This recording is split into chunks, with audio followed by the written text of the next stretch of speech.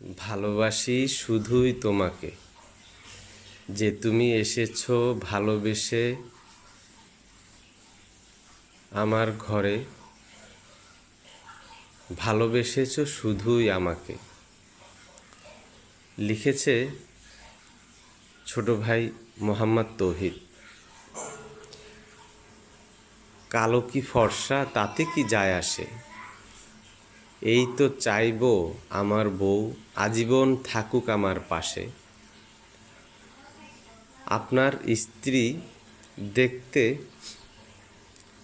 যেমনই হোক, জীবনসঙ্গী হিসেবে কেবল তাকেই ভালোবাসুন, অন্য কাউকে নয়।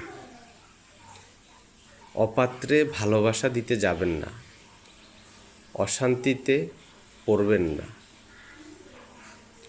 নিজ স্বামীকেই ভালোবাসুন, নিজ স্ত্রীকেই ভালোবাসুন।